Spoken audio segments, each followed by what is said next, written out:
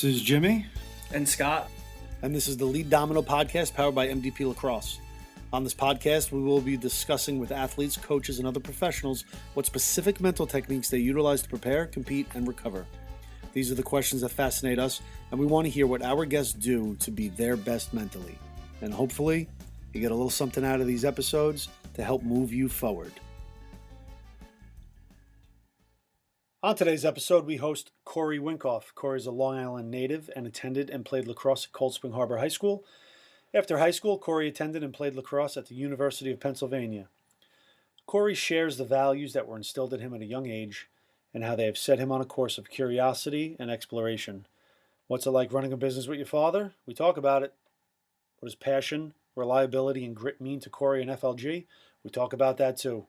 My conversation with Corey will help you find and cultivate your quote-unquote why. To learn more about Corey and his brands, visit flglacrosse.com and follow him on all social platforms at FLGLax.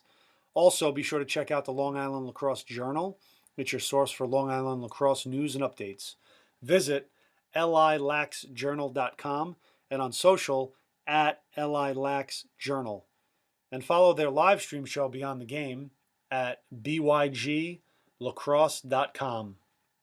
Conversations with Corey are always interesting and insightful. There's a lot of great information in this one, so be sure to listen carefully. Enjoy, and hopefully this helps you get a little bit closer to finding what you're looking for. Corey Winkoff, welcome to the podcast.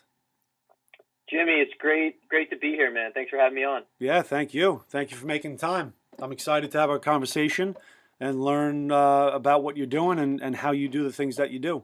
So yeah, I appreciate it. Yeah. So I say let's just dive right in. Give us some background. We'll set the context for the listeners and let them know where you're from, where you've been, and where you're headed. Awesome. So I'm a Long Island guy. I grew up in the Huntington area. Went to Cold Spring Harbor High School. I always had a stick in my hand since I was a little kid. My dad ran the youth program here in town, okay, which was combined. It was Cold Spring Huntington back in the day.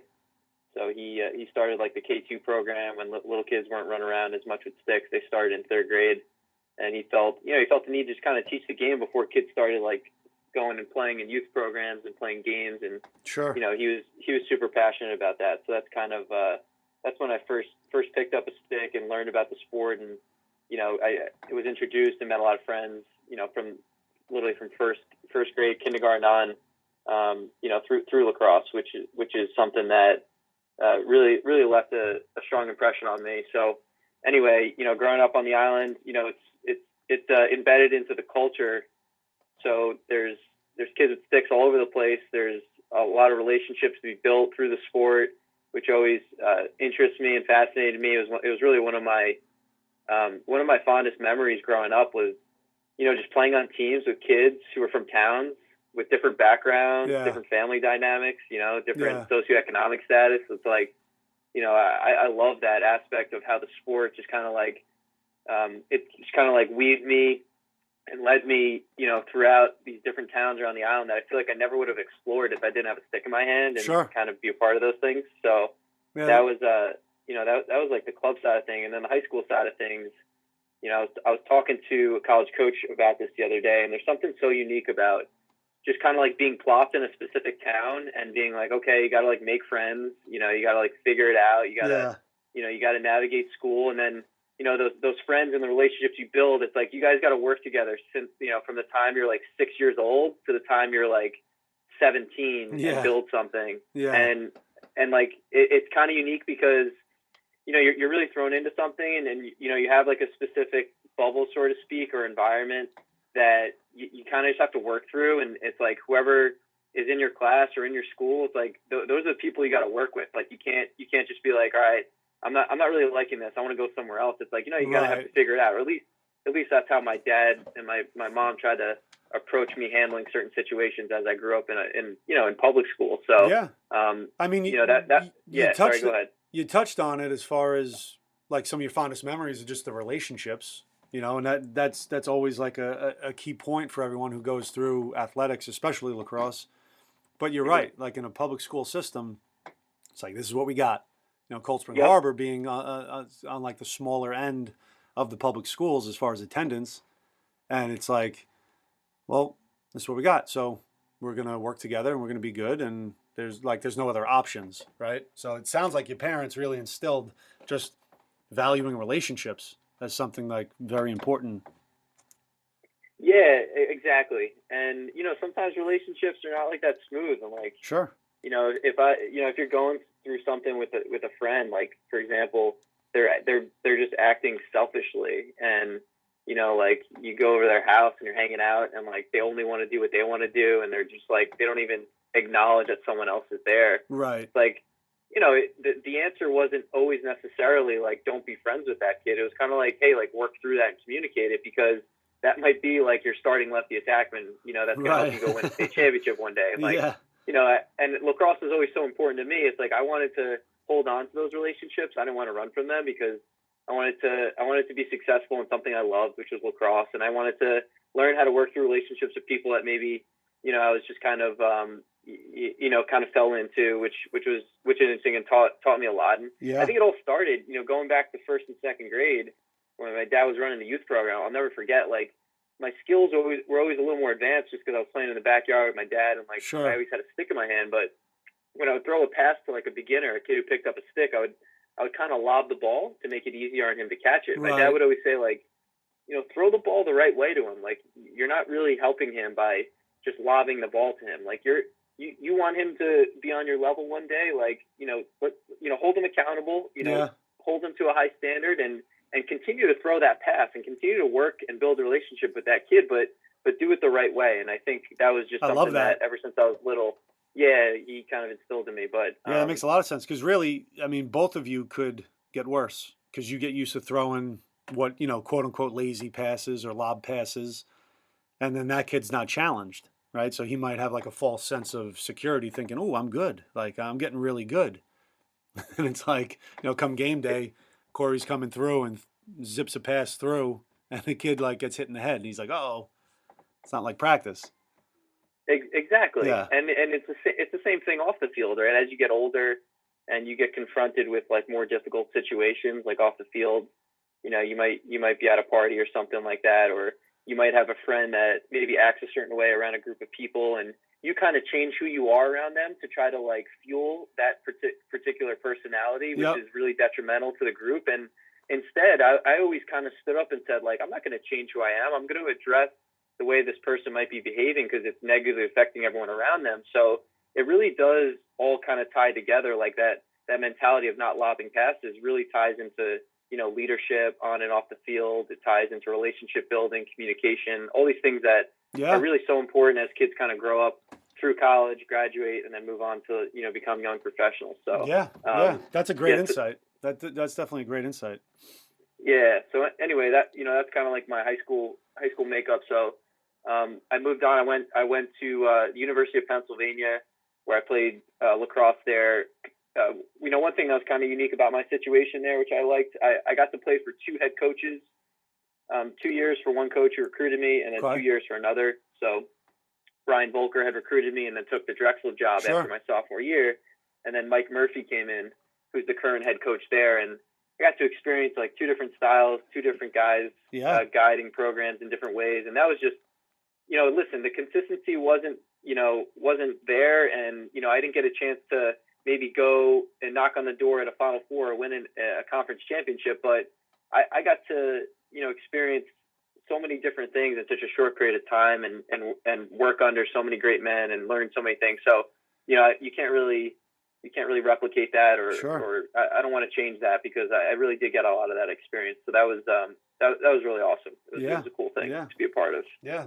That's really cool, especially working under those two coaches, getting that experience for sure.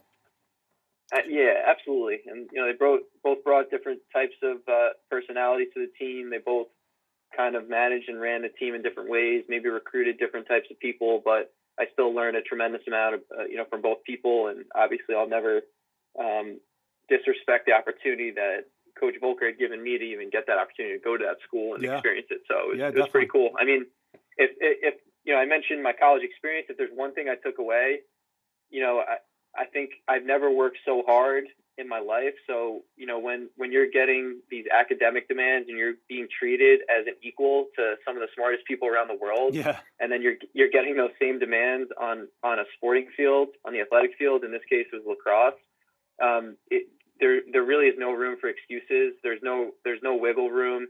There's really no room to say, hey, you're not going to have to make any sacrifices and you'll be fine.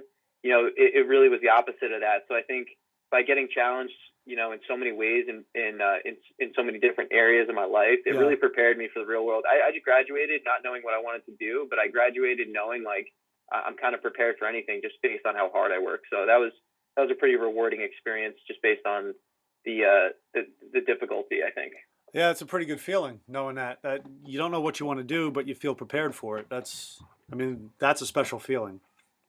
Yeah, no doubt. And I think, as I graduated and started to fall into kind of like building a brand and a company and a career alongside my dad and some other great people who have helped us build up what is now FLG, and we have a media company, Love the Game, with some other brands underneath it. Sure. Like it really helped me because I understood like what it took to kind of build things. I didn't expect success to come right away.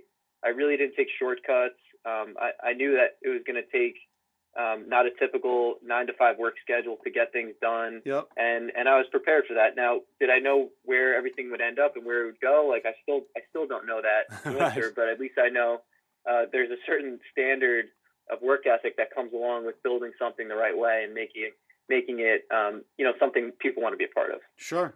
Now, speaking of work ethic, obviously, you being an Ivy League educated athlete, business owner, things like that, like work ethic is important. Like, to your point, do you feel like you had to learn it almost the hard way? Or do you think just it was instilled and it was just something that for whatever reason as a young kid you just bought into it? Yeah, I think definitely a little bit of both. Okay. I think it was instilled early on. I think my parents made it pretty clear. It's like if you want something, you got to work for it. But sometimes when you see kids run around on TV and having all this success, like the behind the scenes stuff, I don't think you really know what goes into it. Especially right. When I was in college or when I was getting recruited, there wasn't as much documented about the behind the scenes of how hard kids work and what they do and what Sure. it takes to be a successful, athlete at that level. So it definitely is a little bit of both. And I think, we talked, I'm not sure if you wanted to get into this later, but, there's definitely some values that I've kind of learned and developed and have instilled within what we do day to day. And the work ethic piece is super important, but I think on top of that, what's most important is like the grittiness factor and developing grit. And I think in order to be a gritty person in whatever it is that you're doing, like work ethic is just a piece of it and how hard you work is just a piece of it. Because, if that work ethic's not there, it's like, it could crumble and it could fall apart. But Sure. In order to develop grittiness, like the work ethic piece has to be there. Being able to overcome adversity has to be there. How hard you grind has to be there. Like, there's all these little pieces that add into it Sure. that allow you to grow as an individual and become a gritty person. So Yeah. I think that's kind of like that pillar that I see, that grit, and that's where like kind of like the work ethic piece falls under. Sure. Now, currently with FLG and all your other associated brands, do you work closely with your father like every day? Is it every day. that kind right of work now relationship? Yeah, for sure. Okay. We talk through a lot.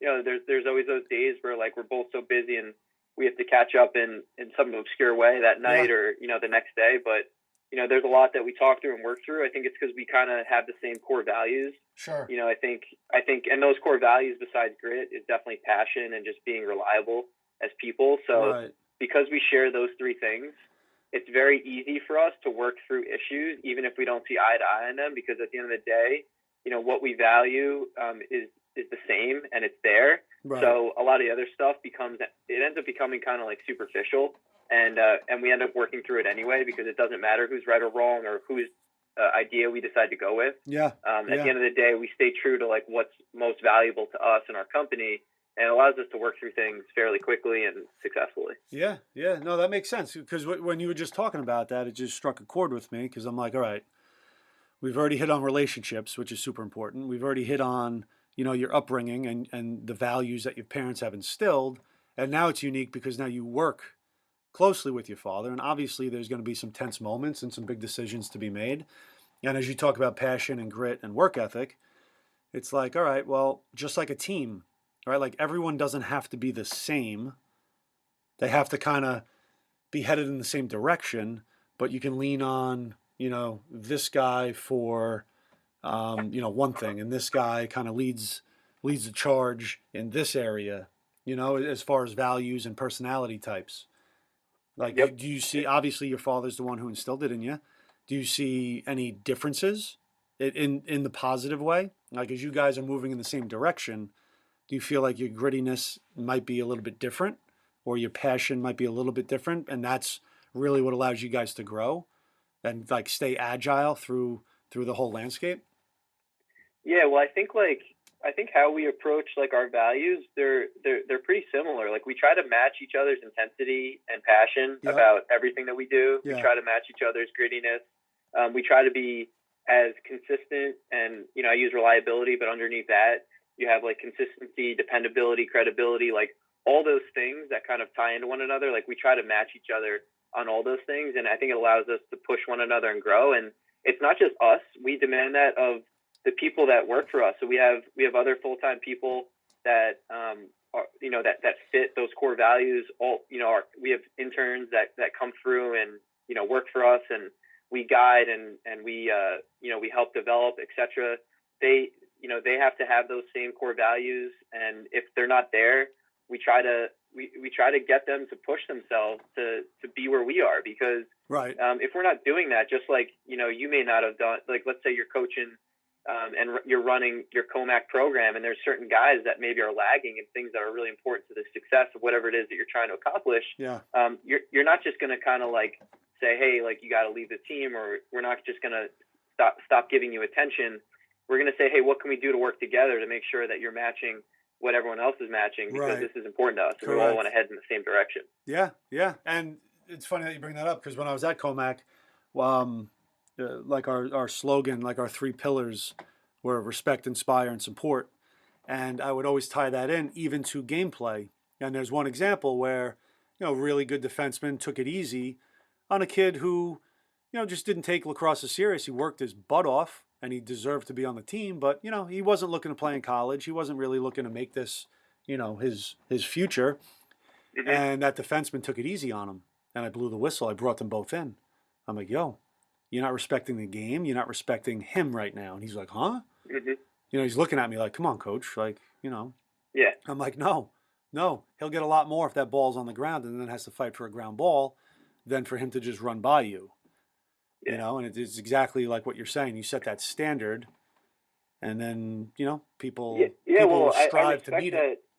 Yeah, I respect that you kind of took the time to call that particular those two boys in and talk about that, because what a lot of coaches might do is say, hey, it's so much better that you didn't take the ball away, so now we can keep the ball moving, the drill doesn't die, take away from what we're trying to accomplish. But you were trying to instill something it's going to eventually help the team in the long run, but Sure. also help those two young men as they figure out whatever it is that they're doing at the next level. So I think that's a really good example, and I respect you for doing that. Yeah, well, it goes back to your father telling you not to lob a pass.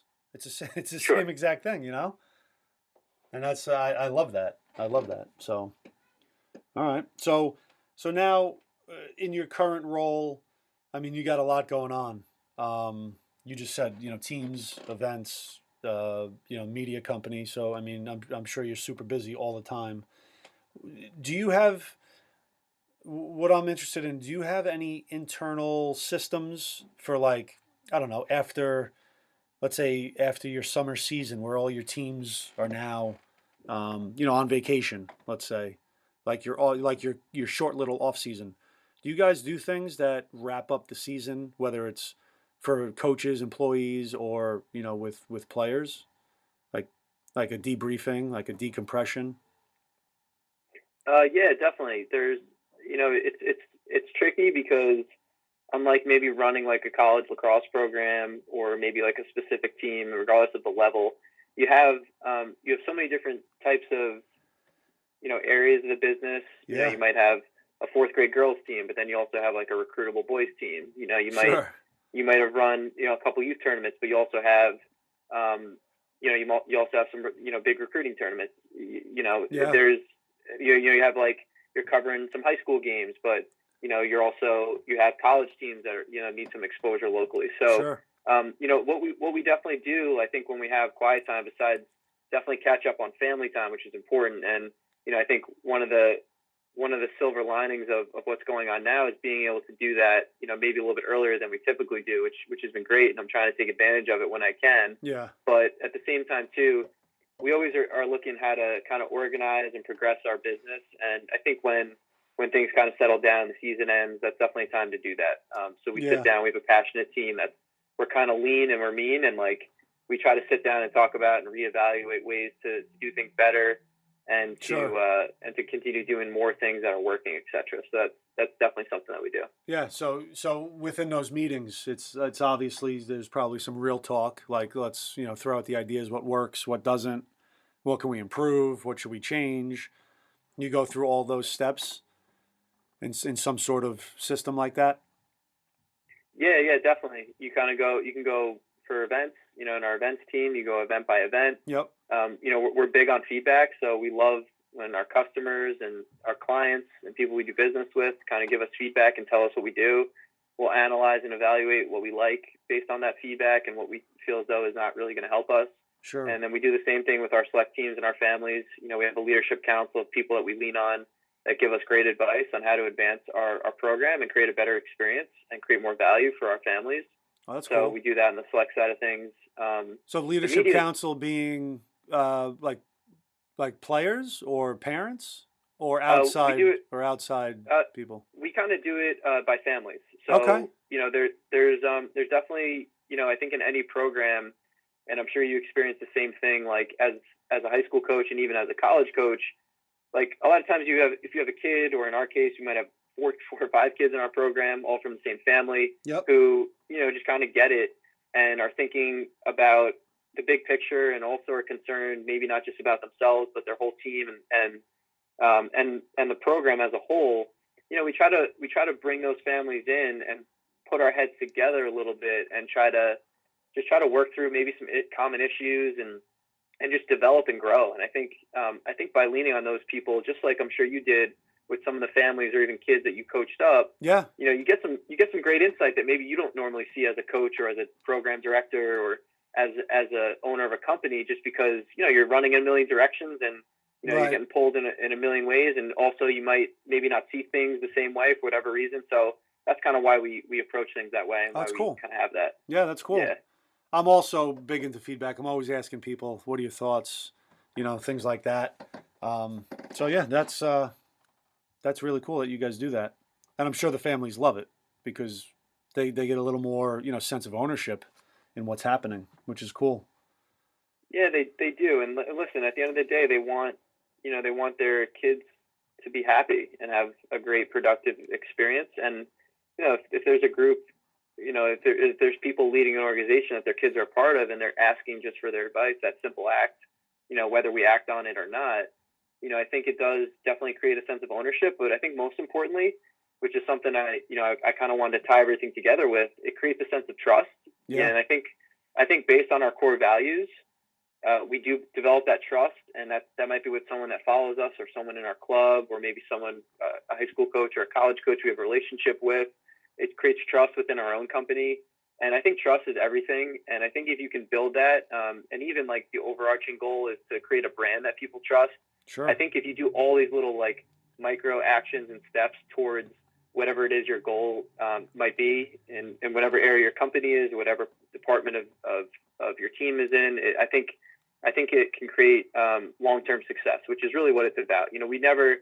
My dad and I never got into this to be like, hey, let's make as much money as possible in the sure. shortest period of time. Right. And I think for us, like, trust is huge because we really want to create this kind of like snowball that slowly each and every year gets grows and gets bigger and gets better. Yeah. Because we do want to be this in the long run. We don't want to kind of just get out whenever. So that's kind of the thought process there. Wow. Yeah.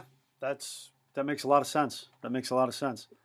Yeah, and what's cool, Jimmy, with which I didn't mention because you just talked about the importance of feedback. Like, with the media side of things in our business, I mean, you almost get too much feedback because it's like you have analytics for everything. You have like you got millions of comments. You got people constantly, basically sharing their opinion, which is cool. It's one of the benefits, right, of media, where everyone kind of has their own microphone, so to speak. Yeah. But you do need to kind of sift through the noise a little bit and figure out what's most important to what you're doing. And sometimes, we might look at the analytics on some of our social media posts and say, hey, like, the kids love this, or parents love talking about this. But at the end of the day, like, it's really not that important. It's really superficial. Yes. Like, it's not something it's not why we do this. So it doesn't mean that we're going to start like putting out 1,500 rankings because kids love rankings. It's just, okay, it's good to know that the kids like this. Like, it's something to keep in our mind. And right. And I think the way we look at it is like, okay,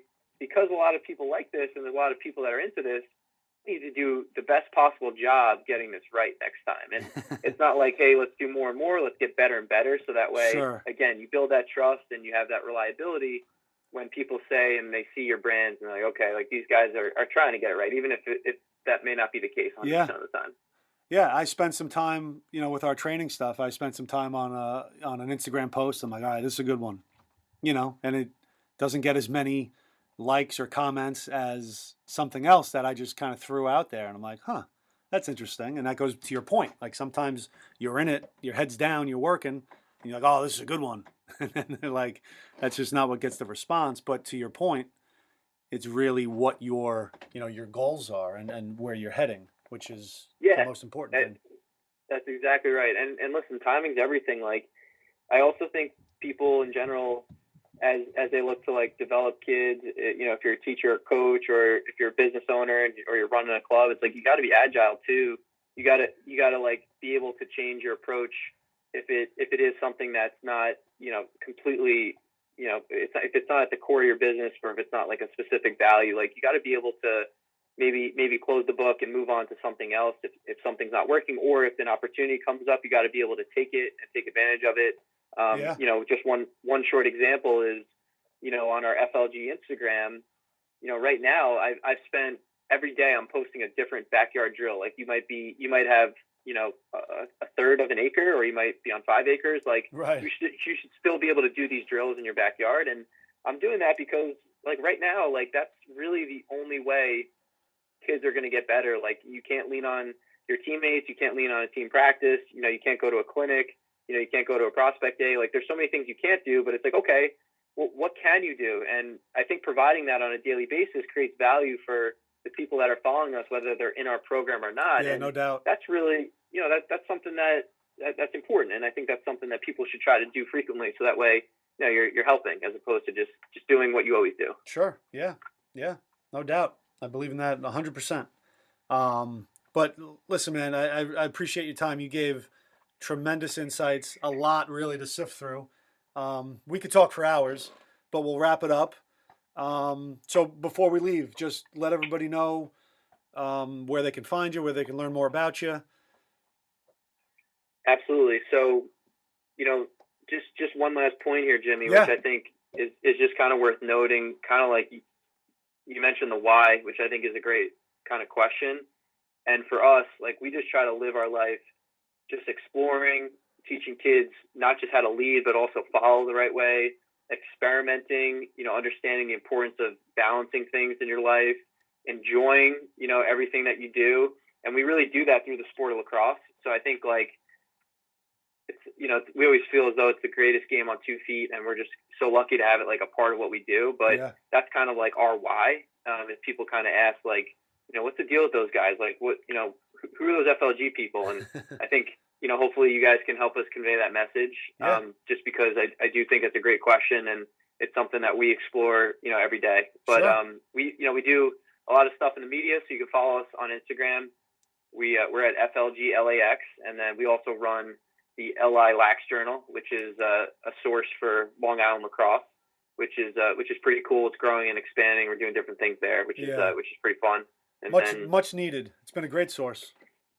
Yeah, no, I appreciate it, man. Yeah. I think we felt the same way. It was honestly just a passion project, and we felt as though it was a little bit of a void missing in one of the largest hotbeds in the world for high school lacrosse. So that's kind of why we developed that, and it's been pretty fun. We have a live stream show called Beyond the Game, so you can find all that stuff on the LALaxjournal.com website or FLGlacrosse.com. Great. Sounds good. Well, best of luck with everything. Thanks, Jimmy. I appreciate your time, man, and the opportunity. It's great what you're doing. Yeah, likewise. Appreciate it. You've been listening to the Lead Domino podcast powered by MDP. We hope you enjoyed today's episode. Reach out. We'd love to chat and learn more about you and how we can help. Visit us at mdplacrosse.com and follow us on Instagram at MDP Lacrosse Training and at Lead Domino Media. Until next time, respect, inspire, and support yourselves and each other.